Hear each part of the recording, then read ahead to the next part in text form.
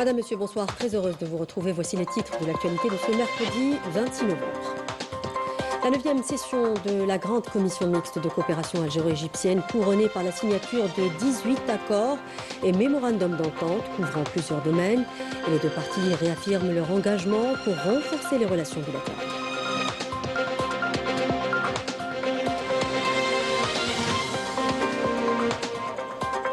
C'est dans une atmosphère solennelle que la dépouille de la regrettée Biouna Ikone du 4e et 7e art a été inhumée au cimetière d'Al-Alia à Alger.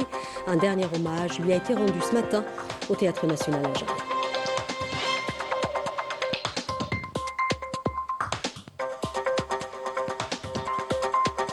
À l'étranger, le Merzen épinglé dans une nouvelle affaire révélant son implication dans l'un des plus vastes réseaux de désinformation, visant l'Algérie désormais démasquée par une nouvelle fonctionnalité de la plateforme X. On parlera également de corruption, un phénomène endémique à ce pays.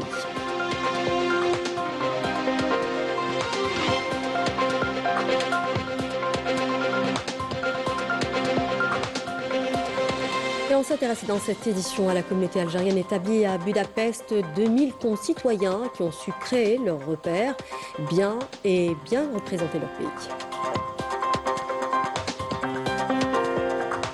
Bienvenue à tous, très heureuse de vous retrouver. Je disais à l'instant, les travaux de la 9e session de la grande commission mixte de coopération algéro-égyptienne ont débuté ce mercredi au Caire sous la coprésidence du Premier ministre Sefer Gheb et du président du Conseil des ministres de la République arabe d'Égypte, Mostafa Medbouli. Cette session vient en application des hautes orientations des dirigeants des deux pays pour le renforcement des liens historiques et de fraternité qui lient Alger au Caire. Et à cette occasion, le Premier ministre a affirmé que la tenue de cette session permettra la concrétisation des orientations du président de la République et de son frère, le président égyptien, et de renforcer la coopération bilatérale dans divers domaines, et ce, pour la hisser au plus haut niveau possible au service des peuples des deux pays.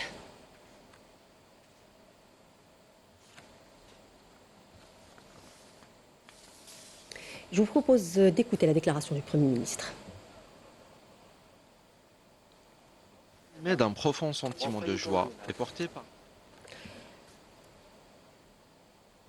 Le Premier ministre a affirmé que l'Égypte est l'un des plus importants partenaires de l'Algérie grâce aux objectifs de coopération réalisés dans différents domaines.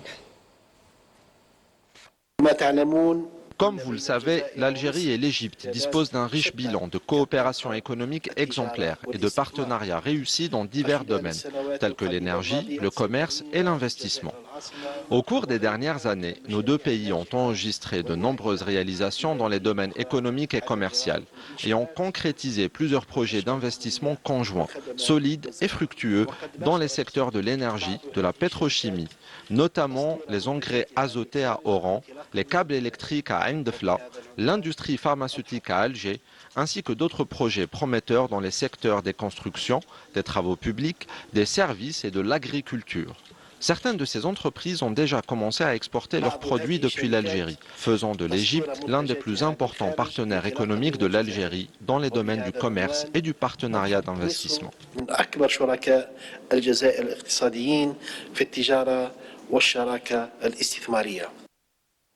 Et le Premier ministre a donc affirmé que la tenue de cette session permettra la concrétisation des orientations du président de la République et de son frère, le président égyptien, et de renforcer la coopération bilatérale dans divers domaines, et ce pour la hisser au plus haut niveau possible au service des deux peuples. Regardez. Nous sommes animés d'un profond sentiment de joie et portés par de grandes aspirations, convaincus que la coopération et le partenariat entre nos deux pays connaîtront un nouvel essor, à la hauteur des liens historiques qui unissent nos peuples frères. Cette dynamique traduit la volonté forte de les renforcer. Une volonté exprimée par les dirigeants des deux pays, le président Abdelmadjid Tebboune et son frère, le président Abdel Fattah Sisi. Lors du sommet qui les a réunis l'année dernière, ainsi qu'à travers leurs contacts permanents, dont le plus récent remonte au 8 octobre dernier. En effet, la détermination des deux dirigeants à aller de l'avant dans le renforcement de la coopération et du partenariat algéro-égyptien a permis d'établir des bases solides pour conférer à ces relations une dimension stratégique durable et de les hisser au plus haut niveau d'intégration et de complémentarité au service des intérêts des deux pays et des aspirations de leurs peuples frères à davantage de coopération, de rapprochement et d'interdépendance des intérêts et des avantages. في سبيل الارتقاء بها إلى أعلى مستويات التكامل والاندماج. Et justement, à cette occasion, 18 accords et mémorandums d'entente ont été signés couvrant les domaines de l'intérieur, des finances, de l'industrie, du commerce, de l'environnement, ainsi que du logement et du développement urbain et de l'aménagement des villes, de la recherche agricole et de l'enseignement supérieur. Des mémorandums ont également été signés dans les domaines de la participation aux salons et marchés internationaux, du dialogue dans le secteur financier ainsi que dans le domaine de l'énergie et des énergies renouvelables, de la formation, de l'enseignement professionnel, de la solidarité, de la protection des consommateurs, de la coopération parlementaire et de la jeunesse. Des mémorandums d'entente ont aussi été signés dans le domaine culturel, des archives, ainsi que pour la coopération en matière de développement local, dans l'administration, la fonction publique et la réforme administrative.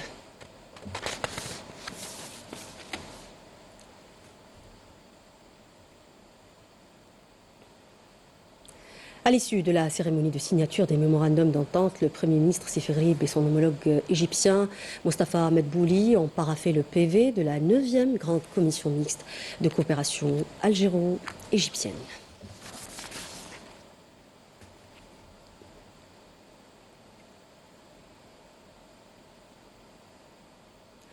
Et lors d'une déclaration conjointe à la presse, le Premier ministre Sifri a réaffirmé l'engagement des dirigeants des deux pays à donner un caractère stratégique aux relations algéro-égyptiennes.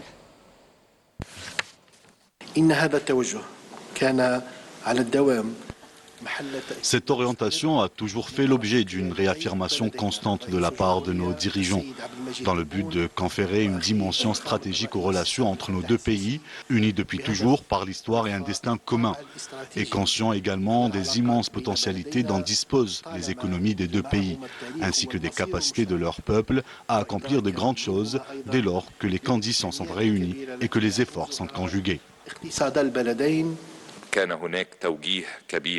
L'orientation est claire de la part des dirigeants de nos deux pays, de faire avancer ensemble les dossiers de coopération bilatérale. Mon frère, le Premier ministre Sifri Rib, et moi-même sommes convenus de mettre en place un groupe de travail conjoint chargé de suivre la mise en œuvre de tous les mémorandums d'entente que nous avons signés aujourd'hui. Nous travaillerons ensemble à leur concrétisation au cours de la période à venir. Les travaux du Forum d'affaires algéro-égyptien ont débuté ce mercredi après-midi au Caire. Cette rencontre qui se tient en marge des travaux de la 9e session de la Grande Commission mixte a pour objectif de renforcer et d'approfondir les liens de coopération économique, commerciale et d'investissement entre les secteurs d'affaires des deux pays. C'est un papier signé Maïsal Bouhla. Regardez. La 9e session de la Grande Commission mixte algéro-égyptienne constitue une étape majeure dans le renforcement de la coopération bilatérale entre les deux pays, offrant une réelle opportunité pour nouer des partenariats plus solides et plus dynamiques. Cette rencontre gouvernementale représente une nouvelle occasion d'approfondir la concertation, d'examiner les perspectives de coopération économique et d'élargir les domaines d'intérêt commun, à travers notamment la formulation de recommandations et de propositions concrètes.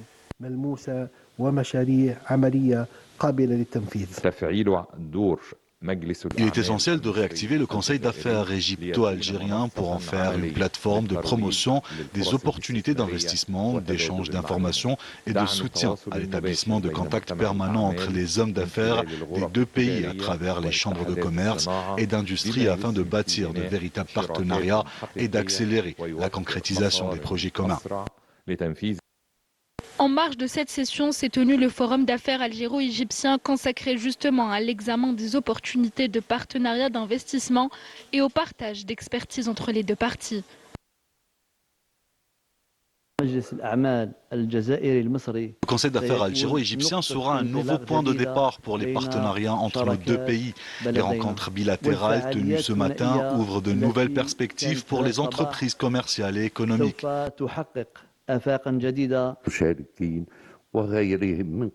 La participation des différents acteurs économiques permettra de créer des alliances capables de promouvoir l'industrie, le commerce et les investissements conjoints, ouvrant ainsi la voie à de nouvelles opportunités pour les deux parties. Les Les relations algéro-égyptiennes connaissent ces dernières années une croissance et un développement notable, ouvrant la voie à l'accélération de la mise en place de mécanismes de coopération plus efficaces et à l'élargissement du champ de partenariat concret dans tous les domaines. Et voilà qui clôt donc ce chapitre consacré à la grande commission mixte algéro-égyptienne. Autre actualité, c'est dans une atmosphère solennelle que la dépouille de l'icône du 4e art et du 7e art algérien, la regrettée Biouna, décédée à l'âge de 73 ans, a été inhumée cet après-midi au cimetière d'Al Alia à Alger. Les obsèques se sont déroulées en présence de sa famille, de ses compagnons artistes et de nombreux citoyens. Le président de la République, rappelons-le, avait adressé un message de condoléances à la famille de la défunte, ainsi qu'aux communautés artistiques et culturelles, saluant son parcours remarquable. Et justement, un dernier hommage lui a été rendu ce matin au Théâtre national algérien Mehidine Bachtarzi, avant son inhumation dans l'après-midi au cimetière d'Al Alia, et sont en présence du conseiller du président de la République chargé de la direction générale de la communication Kamel Sidi Saïd, de la ministre de la Culture et des Arts Malika Bendouda, au directeur général de l'EPTV Mohamed Barali, ainsi que d'un grand nombre d'artistes et d'admirateurs de l'icône disparue.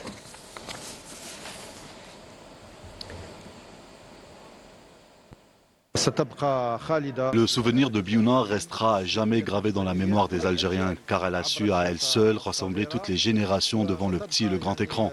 Son nom restera gravé en lettres d'or au sein de la scène culturelle nationale. Encore une fois, nous ne pouvons que présenter nos condoléances à sa famille, à la famille du 7e art et à toute la communauté culturelle algérienne. مرة أخرى ما علينا إلا أن نعزي عائلتها وعائلة الفن السابع. Dire au revoir à Biouna au cœur du Théâtre national d'Alger, on ne pouvait franchement espérer un meilleur adieu à la hauteur de son grand parcours. Le théâtre et le cinéma étaient tout pour elle. Sa perte est une véritable tragédie pour nous. La dernière fois que je l'ai vue, elle était souriante malgré la maladie. Elle a quand même réussi à nous faire rire, comme à son habitude. Elle est partie sereine, le sourire aux lèvres. Je suis venue dire au revoir à ma chère amie de longue date. Que Dieu t'accueille en son vaste paradis. Tu étais à la fois une mère et une sœur pour moi.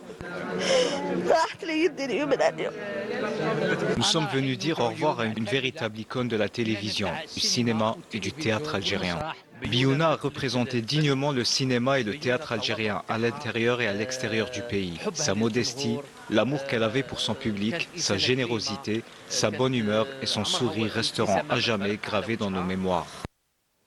Et la direction générale de la communication à la présidence de la République a présenté ses sincères condoléances et exprimé toute sa compassion à la famille du journaliste Ahsen Khallas, décédé ce matin à l'âge de 57 ans, rédacteur en chef de la chaîne El Wataniya TV. Le défunt se distinguait par son sens aigu de l'analyse des événements de la scène politique nationale. Il comptait parmi les piliers de la rigueur dans les médias algériens qu'Allah accorde sa miséricorde au regretté et l'accueil en son vaste paradis et lui apporte patience et réconfort à sa famille. Parlons à présent industrie à Mostaganem avec cette entreprise spécialisée dans la fabrication de pièces détachées pour voitures et machines industrielles. Elle s'impose désormais sur le marché national grâce au dynamisme de ses équipes et à son savoir-faire, devenant un véritable modèle d'innovation industrielle, nous dit Sami Dakhli dans ce papier. Animée par une vision tournée vers l'avenir, cette entreprise, sise à Mostaganem, s'emploie à produire une large gamme de pièces de rechange destinées aux équipements industriels ainsi qu'au secteur automobile. Elle a su, en un temps record, gagner la confiance de sa clientèle et s'imposer comme un acteur crédible sur le marché national. Nous traitons avec des grandes entreprises publiques et privées. On est spécialisé dans différents secteurs d'activité, automobile, agroalimentaire et le secteur pétrochimique. À ce jour, l'entreprise a contribué de manière significative à réduire la dépendance vis-à-vis de l'importation des pièces de rechange. Nous accordons une importance primordiale à la qualité et à la matière première, laquelle doit être certifiée. Les produits sont régulièrement contrôlés par le chef d'atelier pour garantir leur qualité. Et justement, pour garantir la qualité de ses produits, l'entreprise a misé sur une main-d'œuvre algérienne qualifiée, issue des universités et de la formation continue. Une démarche qui a contribué à améliorer la production et à ouvrir de nouvelles perspectives pour l'élargissement de la gamme de produits. Aujourd'hui, j'ai pu voir la pratique de ce que j'ai étudié à l'université. Par exemple, la conception des appareils mécaniques et leur modélisation sur logiciels spécialisés. Ce sont des expériences enrichissantes pour moi. Nous avons la capacité de fabriquer des pièces que nous importions. Comme vous pouvez le voir, même les femmes peuvent travailler dans ce domaine. Et j'ai une expérience de 2 ans dans cette entreprise qui a été ma première expérience. C'est un modèle d'entreprise prospère qui incarne la vision de l'État, encourageant le produit Made in Algérie. Les dates sont à l'honneur à l'occasion de la 3e édition du Salon international des dates. Producteurs, transformateurs, artisans et exportateurs sont réunis pour présenter leurs produits. Notre équipe s'est particulièrement intéressée aux dérivés du palmier et de la date, souvent méconnus au grand public. C'est le reportage de Meïchoubou. Tout dans le palmier a une utilité. La vaste liste de produits dérivés de la date et du palmier dattier exposée au Salon international des dates en témoigne. Chaque partie du fruit et du palmier est transformée et valorisée. Une créativité qui dévoile tout le potentiel de la filière. Premier créneau porteur, les dérivés alimentaires tels que le sirop, le vinaigre, sucre de date et même du café. Les producteurs multiplient les innovations avec des produits naturels et bons pour la santé. Parmi nos produits dérivés, nous proposons un chocolat élaboré avec du miel de date, du sirop de date ou du sucre de date, des alternatives naturelles et saines. Nous extrayons également d'autres dérivés de fruits comme le vinaigre de date ou encore le café. Je ne savais pas qu'il y avait un aussi grand nombre de dérivés des dates. Par exemple, le vinaigre de date, je ne savais pas que ça existait. Donc j'en ai acheté même une petite bouteille pour faire un La essai. transformation continue avec les dérivés cosmétiques, huile pour cheveux, savon, crème ou sérum. Les exposants misent sur des compositions naturelles et riches en vitamines. Nous avons participé en présentant de différents produits dérivés du palmier dattier, ainsi que plusieurs articles à vocation cosmétique. Certaines startups ont notamment représenté la fabrication d'huiles destinées aux soins du visage et des cheveux. Les feuilles et le bois de palmier trouvent ici une seconde vie. Ces matières sont valorisées pour confectionner des chapeaux, nattes, paniers, éléments de décoration, chaises et tables et même assiettes jetables. Chaque objet est fabriqué à partir de fibres naturelles et met en avant un savoir-faire artisanal. Notre objectif est de démontrer que chaque partie du palmier peut être valorisée et transformée en produit utile. À partir du djid, nous fabriquons des chaises et des tables et avec les palmes, nous réalisons des assiettes jetables. Nous utilisons également les résidus du palmier comme le kernaf pour confectionner divers objets décoratifs.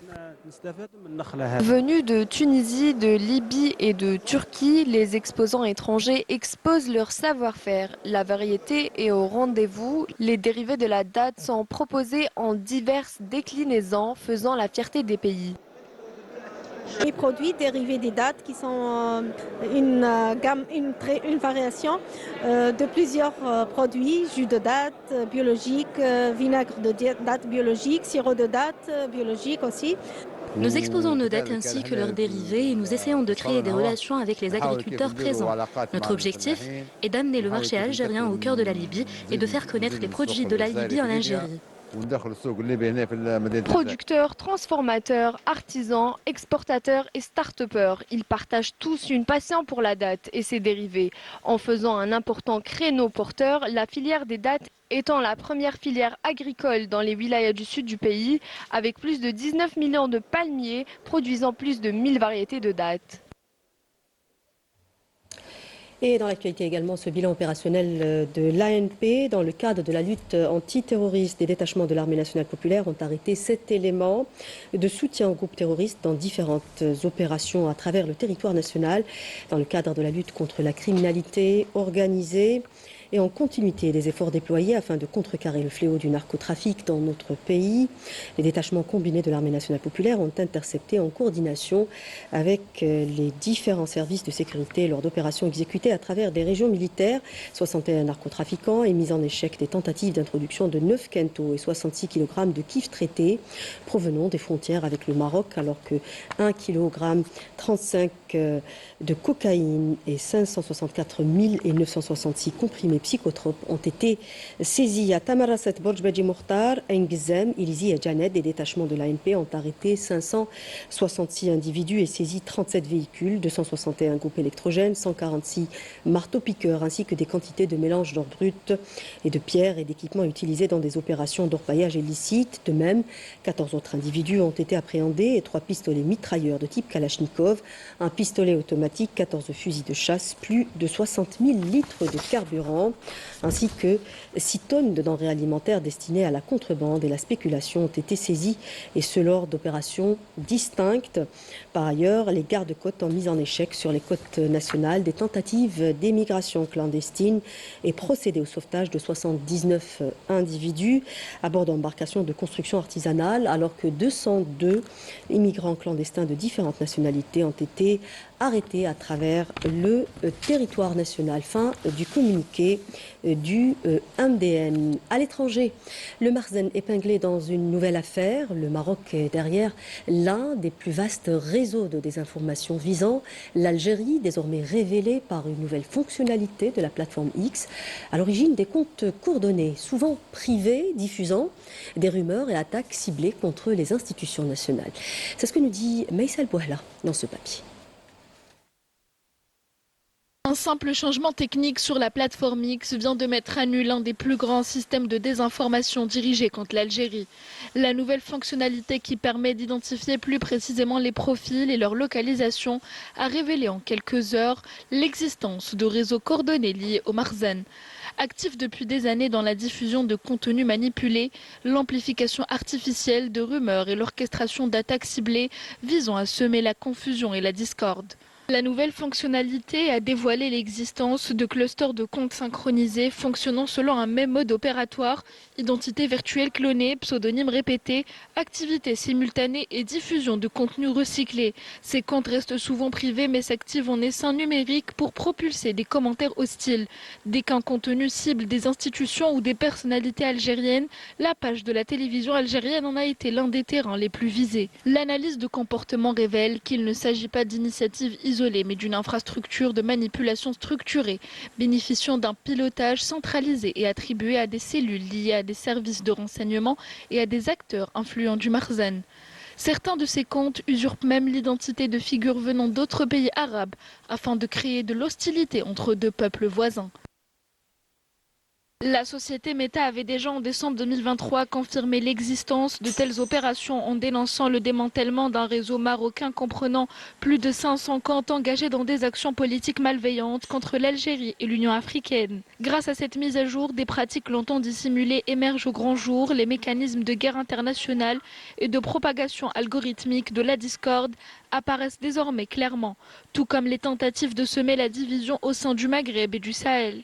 La plateforme X a ainsi éclairé les angles morts du paysage numérique et montré que la lutte contre la manipulation informationnelle transfrontalière est désormais entrée dans une nouvelle phase, celle de la transparence et de l'attribution. Et restons au Maroc pour parler cette fois-ci de ce phénomène endémique à ce pays, la corruption qui continue d'éclabousser le régime du Marzen. Il ne s'agit pas de faits divers, mais d'un système qui gangrène de nombreux secteurs, nous dit Anis Chir dans ce papier. C'est un député qui a révélé depuis l'hémicycle marocain un scandale dans les marchés publics des médicaments. Scandale de corruption qui implique le ministre de la Santé et celui de l'Éducation nationale. Un ministre a accordé un marché à un autre ministre du gouvernement qui possède une entreprise pharmaceutique et pourtant nous avons importé ce médicament. La corruption gangrène le gouvernement Arnouch, à tel point qu'un ministre a lancé un appel d'offres pour l'achat d'une voiture de luxe d'une valeur de 55 000 €, une décision qui intervient après une polémique qui a ravivé les critiques sur l'incohérence entre les politiques d'austérité du Marzen et ses dépenses en véhicules de fonction. Le rapport indique que la corruption est profondément enracinée dans les institutions de l'État et la vie publique. Marché douteux, conflits d'intérêts, clientélisme et favoritisme semblent constituer l'ADN du Makhzen. Ce gouvernement a réussi une seule chose, celle de plonger les Marocains dans le dénuement et le besoin, pendant que les ministres se remplissent les poches. Le peuple est en proie à la précarité. Une précarité qui laisse indifférent le Makhzen, qui n'a aucun scrupule à négocier les marchés publics sous la table, à coups de pots de vin, au profit du pouvoir, sans jamais profiter aux citoyens. Chez nous, avec cette journée internationale de solidarité avec le peuple palestinien qui a été célébrée au Palais de la Culture, Moufdi Zakaria, en présence de l'ambassadeur de la Palestine en Algérie, du ministre des Moudjahidines, qui a lu à cette occasion le message du président de la République et de Savina Amassari, résidente permanente des Nations Unies en Algérie, qui à son tour lu un message au nom du secrétaire général des Nations Unies. C'est un papier signé Badia Amari. Le soutien indéfectible de l'Algérie à la cause palestinienne n'est pas un vain mot, mais une réalité reconnue par le monde entier. Aujourd'hui encore, en célébrant la journée internationale de soutien à la Palestine au Palais de la Culture Moufdi Zakaria, l'Algérie, à travers le ministre des Moudjahidines Abdelmalek Tachrift, a réitéré la solidarité indéfectible de l'Algérie avec le peuple palestinien en appelant à la mobilisation de la communauté internationale pour mettre un terme au génocide à Gaza. Malgré le prix payé, le peuple palestinien restera debout et résistant sur sa terre en continuant sa lutte et en perpétuant sa quête de la liberté et de la dignité et en envoyant un message fort à la communauté internationale et à sa conscience. L'Algérie réitère son soutien total et sa solidarité constante avec la lutte du peuple palestinien jusqu'au rétablissement de tous ses droits. Le rôle joué par l'Algérie, notamment au Conseil de sécurité de l'ONU, qui plaide et continue à plaider en faveur du peuple palestinien, a été mis en avant par l'ambassadeur de la Palestine en Algérie.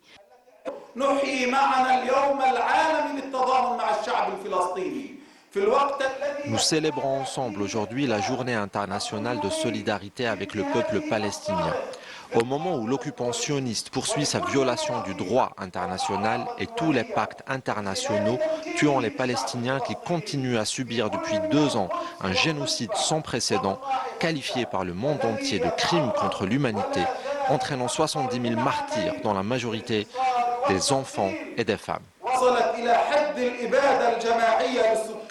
Pour sa part, la résidente permanente des Nations Unies en Algérie, Savina Amassari, a lu un message au nom du secrétaire général des Nations Unies, Antonio Guterres, qui appelle à cesser les entraves à l'aide humanitaire. La journée internationale de solidarité avec le peuple palestinien intervient après 2 ans d'horribles souffrances à Gaza et les débuts d'un cessez-le-feu indispensable.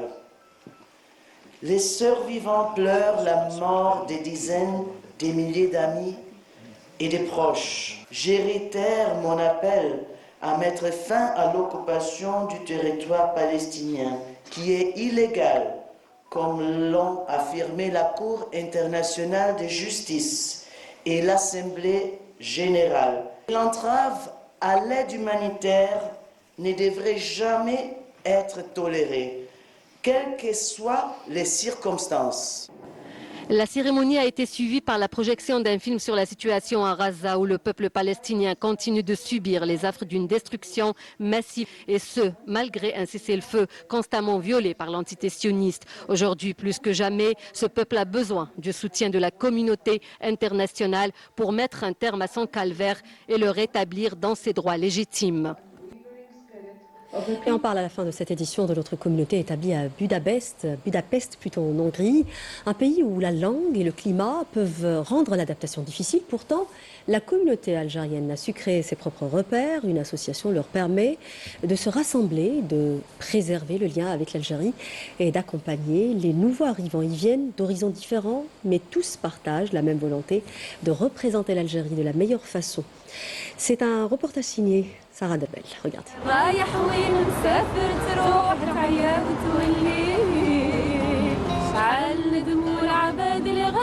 En les écoutant chanter ces paroles, on comprend tout de suite l'esprit de la communauté ici en Hongrie. Des Algériens éloignés de leur terre, mais jamais de leur identité. on est venu ici, pour moi c'était un challenge au niveau de la langue, au niveau culturel, aussi pour le climat. On se retrouve des fois ici à des températures vraiment basses, un coucher de soleil à 16h30 et tout, pour des gens qui viennent de la Méditerranée, donc c'était un peu compliqué.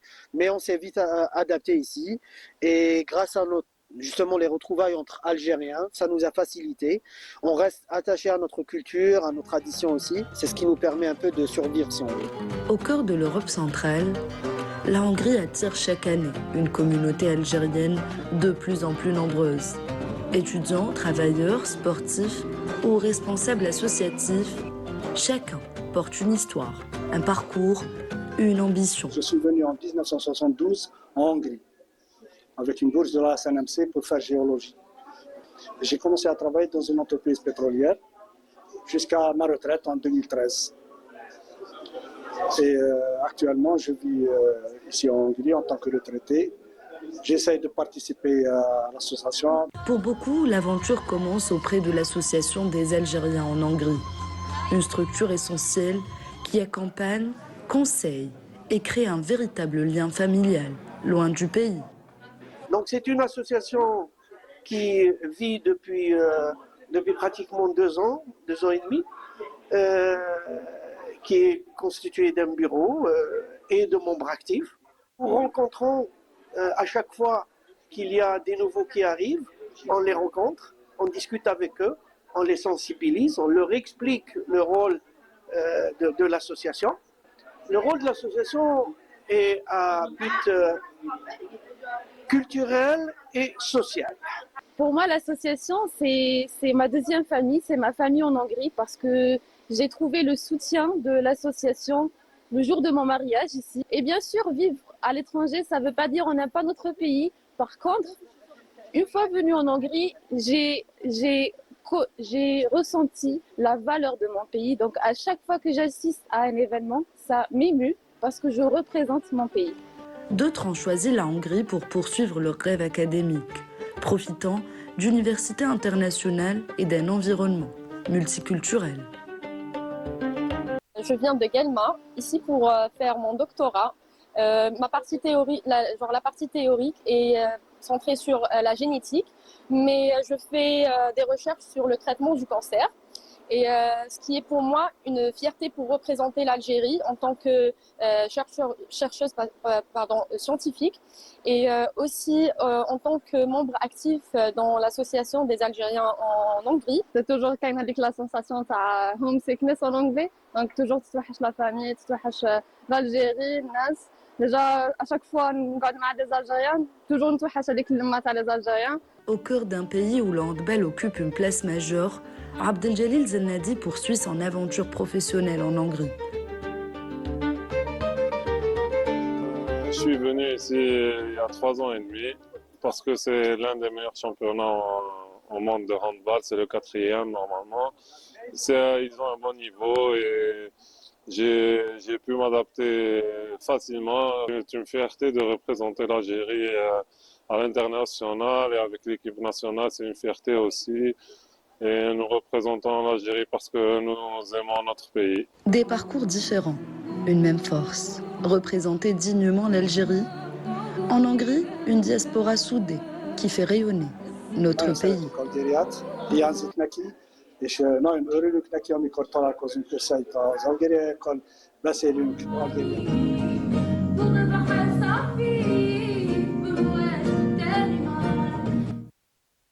Et avec ce beau reportage signé Sarah Derbel, nous arrivons au terme de ce journal. Merci de l'avoir suivi. Je vous souhaite une excellente suite des programmes sur notre chaîne. Au revoir.